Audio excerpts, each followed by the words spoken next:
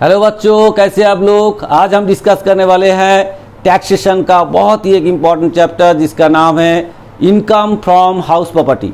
Already हमने इस topic में एक लेक्चर दे चुके हैं जिसमें हमने ऑलरेडी बताया हाउस प्रॉपर्टी क्या है और इनकम फ्रॉम हाउस प्रॉपर्टी जो लेट आउट प्रॉपर्टी होता है उसका किस तरह से कैलकुलेशन होता है। आज हम सीखेंगे कैसे सेल्फ ऑक्युपाइड हाउस का टैक्सेबल इनकम कैसे निकालते हैं, वो आज हम डिस्कस करने वाले हैं। ठीक है बच्चों, तो कॉपी पेन लेके बैठ जाइए और हम शुरू हो जाते हैं। चलिए पहले हम स्ट्रक्चर बना लेते हैं, उसके बाद शुरू करेंगे। आप लोग भी कॉपी लेके पेन लेके फटाफट बैठिए और ये स्ट्रक्चर बना लीजिए।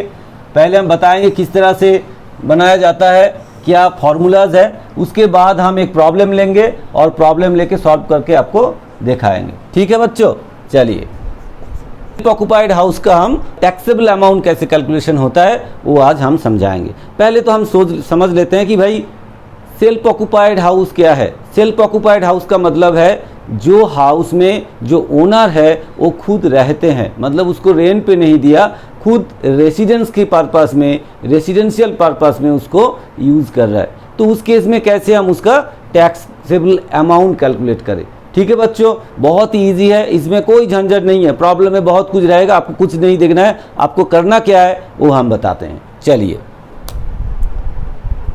क्या करेंगे हम, self occupied house, self occupied house.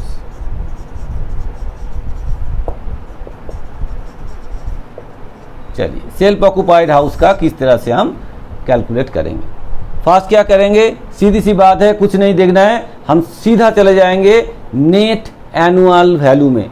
आप लोग ऑलरेडी पिछले वीडियो में आपने देखा है कैसे हम नेट एनुअल वैल्यू में पहुंचे थे अगर वो लेट आउट प्रॉपर्टी होता है। तो यहाँ क्या होगा, सीधा सीधा हम चले जाएंगे नेट एनुअल वैल्यू में। Net annual value under section 23(2)(a। ठीक है बच्चों, अमाउंट क्या होगा, अमाउंट होगा नील। नील का मतलब क्या होता है, जीरो। भाई कुछ भी रहे, प्रॉब्लम में कुछ भी दिया रहे, आप क्या करेंगे, सीधा सीधा नील लिखेंगे। ठीक है बच्चों, चलिए फिर आगे बढ़ते हैं। तो हमने सेल्फ ऑक्युपाइड हाउस का नेट एनुअल वैल्यू निकाल ली है। इसके बाद वाला स्टेप क्या हो सकता है, कुछ डिडक्शन मिल सकता है। क्या डिडक्शन मिल सकता है, चलिए देखते हैं। लेस, ये स्ट्रक्चर है, बिल्कुल आप लोग कॉपी करके रखिए, इसी स्ट्रक्चर में चलना है आपको। Less deduction under section 24।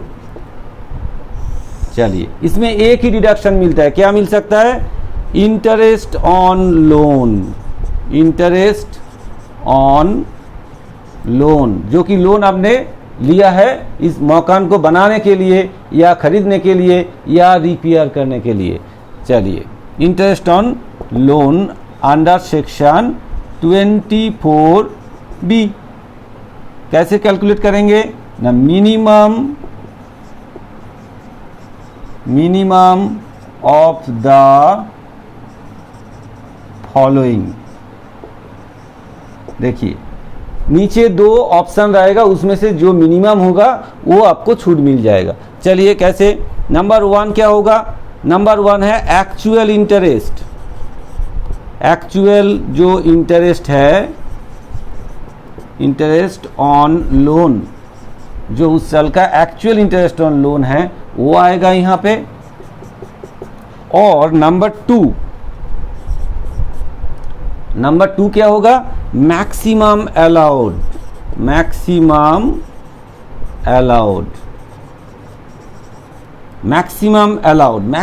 Allowed के केस में आपको देखना है। देखिए हम यहाँ ऑप्शन देके आपको लिख दे रहा है, लेकिन प्रॉब्लम में कुछ एक ही रहेगा, दो नहीं रहेगा। जिस तरह से रहेगा उस हिसाब से आपको लेना है। मैक्सिमम अलाउड अगर कंस्ट्रक्शन पर्पस में होता है, कंस्ट्रक्शन पर्पस में अगर हम लोन लेते हैं for construction purpose, for construction purpose, अगर कंस्ट्रक्शन पर्पस में अगर लोन लेते हैं तो आपको छूट मिलेगा मैक्सिमम 2 लाख। ठीक है, अगर फॉर आपने रिपेयर पर्पस में लिए, रिपेयर पर्पस में रिपेयर पर्पस, अगर रिपेयर पर्पस में आपने लोन लिए तो आपको मैक्सिमम कितना मिलेगा, 30,000। ठीक है बच्चों, 30,000। इन दोनों में से कोई एक होगा, जो होगा आप यहाँ बैठाएंगे, इन दोनों में से जो होगा एक आप यहाँ बैठाएंगे और आप इसके साथ कंपेयर करेंगे, ये और ये, इन दोनों में से जो छोटा होगा वो आपको छूट मिल जाएगा। मतलब ये एक्चुअल और इन दोनों का जो आपका ऑप्शन में रहेगा साम्स में, तो उसका जो होगा मतलब 2 लाख हो सकता है, 30,000 भी हो सकता है, 2 लाख होगा कब, अगर आपने कंस्ट्रक्शन पर्पस में लिया तो।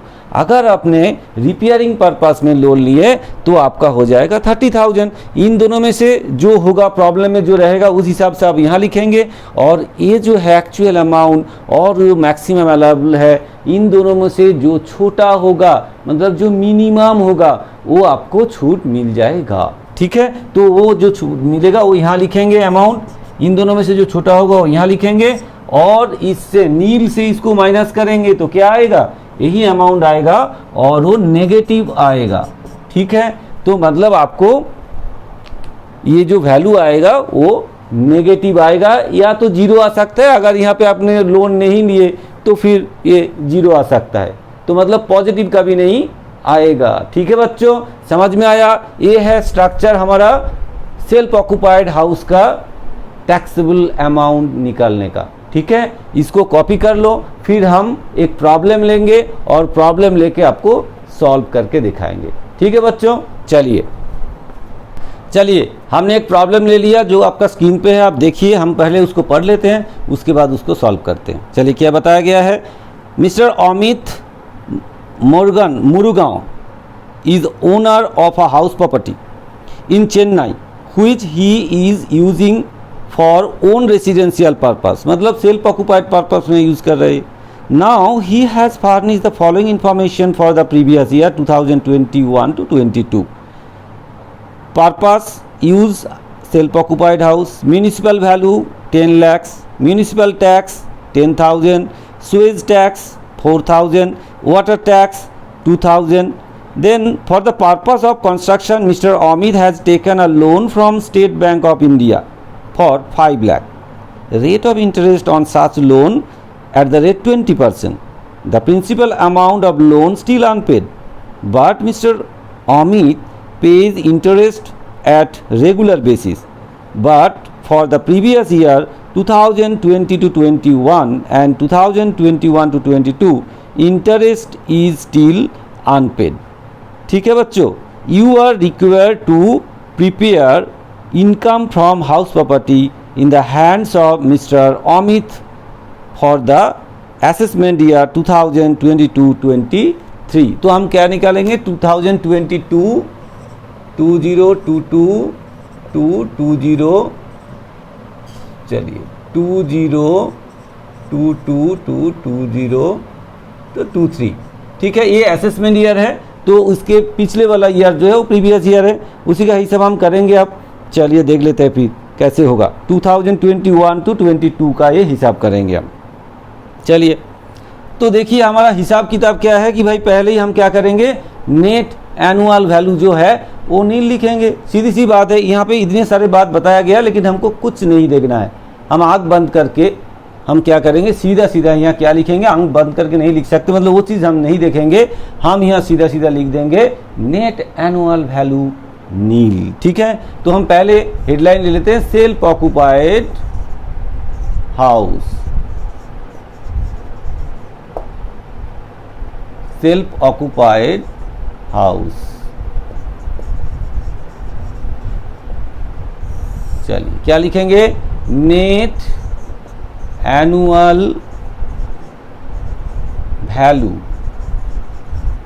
Under section 23(2)A। आपको ये सेक्शन जो है इसको याद रखना है और आपको लिखना है।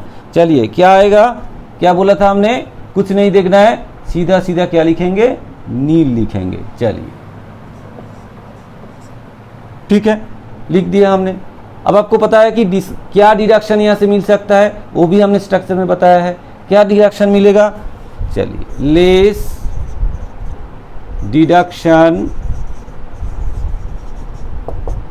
Under section 24।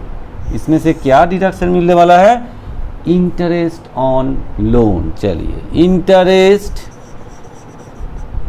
On loan, interest on loan under section 24, under section 24B, minimum of the following. ठीक है बच्चों, तो मिनिमम ऑफ द फॉलोइंग में क्या क्या आएगा? नंबर 1 क्या होगा? नंबर 1 में actual interest, actual interest, actual interest कितना होगा? एक्चुअल इंटरेस्ट कितना होना चाहिए? अब देखिए क्या बोला गया यहाँ पे, 5 लाख का उसने लोन लिए हैं और 20% रेट ऑफ इंटरेस्ट है। ठीक है, तो कैलकुलेट करके दिखाते हैं। 5 लाख इंटू 20%, 5 लाख का 20% कितना होगा? कितना होगा? 1 लाख। ठीक है बच्चों, 5 लाख का 20% 1 लाख होगा। और दूसरा कौन सा है? नंबर 2 आपका स्ट्रक्चर में हमने बता दिए थे। एक बार देखें यहाँ किस पर्पस में लिया गया एक्चुअल में। एक्चुअली यहाँ कंस्ट्रक्शन पर्पस में लिया गया है। तो कितना अमाउंट होना चाहिए ये आपको याद रखना है। मैक्सिमम अलाउड, मैक्सिमम अलाउड किस पर्पस में? कंस्ट्रक्शन पर्पस में। कंस्ट्रक्शन पर्पस में अगर होता है तो मैक्सिमम कितना अलाउ होता है? 2 लाख, 2 लाख आपको मैक्सिमम अलाउड है। ठीक है बच्चों, और इनमें से जो छोटा होगा तो ये 1 लाख है, ये 2 लाख है, छोटा कौन है? जरूर ये छोटा है, तो ये हमको छूट मिल जाएगा। तो कितना? 1 लाख हमको छूट मिल जाएगा। ठीक है बच्चों, इन दोनों में से जो मिनिमम है वो आपको छूट मिलेगा, मतलब 1 लाख और ये 2 लाख है तो 1 लाख आपको छूट मिल जाएगा। तो टोटल कितना होगा? तो ये नील है और इससे ये माइनस हो जाएगा, तो क्या आएगा? माइनस में आएगा। तो हम ब्रैकेट में लिखते हैं इसको, कितना आ गया? -1 लाख, मतलब ये ब्रैकेट में है तो इसलिए हम क्या लिखेंगे इस पे? Income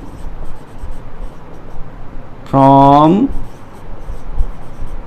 house property, income from house property. ये आ गया आपका इनकम फ्रॉम हाउस प्रॉपर्टी। ये आपका नेगेटिव आएगा क्योंकि आप नील से अगर अमाउंट माइनस करेंगे, नील मतलब जीरो, जीरो से कोई अमाउंट माइनस करेंगे तो माइनस में ही आएगा, इसलिए हमने क्या इसको ब्रैकेट में लिखा। ठीक है बच्चों, आया समझ में? ये है हमारा सेल्फ ऑक्यूपाइड हाउस का टैक्सेबल कैलकुलेट करने का तरीका, और ये एग्जाम्पल आपको समझ में आया होगा। फिर भी हम दोबारा बता देते हैं कि आपको कुछ नहीं देखना है, आप सीधा सीधा जाएंगे net annual value under section 23(2)(a) नील लिखेंगे, उसके बाद deduction under section 24 interest on loan का ही आपको छूट मिलेगा, और एक्चुअल जितना है और मैक्सिमम अलाउड वो पर्पस के हिसाब से जो होता है उस हिसाब से हम लिखेंगे। जैसे कि कंस्ट्रक्शन में होगा तो 2 लाख होगा, अगर वो रिपेयर पर्पस में होगा तो कितना होगा? 30,000 होगा। फिर उन दोनों में से जो छोटा होगा वो आपको छूट मिल जाएगा। लेकिन ध्यान रखना है भाई, पर्पस जो है लोन का ये दोनों पर्पस में होना चाहिए। ऐसा नहीं कि आपने लोन लिया और बेटी का शादी करवा दी और आपने बोला इसमें डिस्काउंट मेरे को डिडक्शन मिलना चाहिए था, नहीं मिलेगा। ठीक है बच्चों, आया समझ में? अगर वीडियो आपको समझ में आ रहा है तो इसको शेयर कीजिए, कमेंट कीजिए, लाइक कीजिए, और जिसने अभी तक चैनल को सब्सक्राइब नहीं किए जरूर सब्सक्राइब कर दे, क्योंकि आगे बहुत सारे वीडियो आने वाले हैं जो कि आपको बहुत ही हेल्प करेगा। ठीक है बच्चों, चलिए फिर मिलते हैं नेक्स्ट वीडियो में, और जिसमें हम क्या करेंगे, दो मिला के एक साथ, जैसे कि let out and self occupied property का एक साथ हम हिसाब करके दिखाएंगे किस तरह से निकालते हैं। जैसे खास तौर से क्लास 12 में या ग्रेजुएशन में जो एग्जाम में आने वाले प्रॉब्लम है वो प्रॉब्लम हम लेके सॉल्व करके आपको दिखाने वाले हैं अगले वीडियो में। ठीक है बच्चों, चलिए फिर मिलते हैं नेक्स्ट वीडियो में।